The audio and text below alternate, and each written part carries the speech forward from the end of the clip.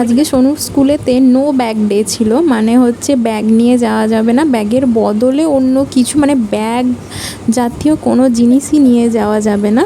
তো সবাই বিভিন্ন রকম জিনিস বানিয়ে দিয়েছে, তো সেই জন্যই র্যাম্প হচ্ছিল।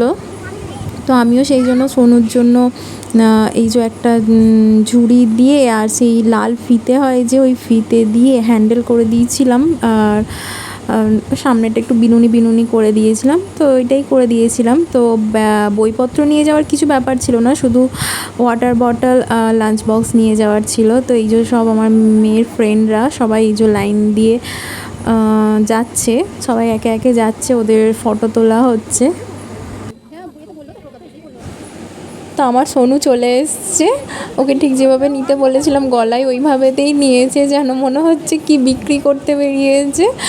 তো ভীষণ কিউট দেখতে লাগছিল ওকে, শুধু ওকে কেন প্রত্যেককেই ভীষণ কিউট লাগছিল, সবাই ইউনিক ইউনিক জিনিস বানিয়ে নিয়ে গেছিলো। তো ওই যে ওখানে ম্যাডাম ওখানে ফটো তুলছে, বলে বলে দিচ্ছে, আরও সবাই আসছে, সবাই এই যে সব রকম জিনিস অনেক ধরনের সব জিনিস নিয়ে এসছে, বানিয়েছে।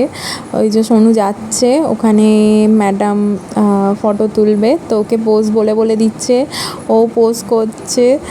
হ্যাঁ, তো এইরকমই আজকে ছিল। তারপর বড়রা তো আরও সুন্দর সুন্দর নিয়ে গেছে, যেমন হচ্ছে সবথেকে দেখার মতন জিনিস ছিল সেটা হচ্ছে, দাঁড়াও এর পরের ভিডিওটাতেই দেখতে পাবে তোমরা ভিডিওটাতে। তো এই যে ছাতা, মানে ওরা ছাতার মধ্যেই বই নিয়ে সব নিয়ে বড়রা এই যে যাচ্ছে, এটা সব থেকে ভালো লাগছিল দেখতে। তোমাদের যদি আমার ভিডিওটা ভালো লাগে তাহলে একটা লাইক করে দিও। Tata, bye bye, take care. ভালো লাগছে ছাতা করে না।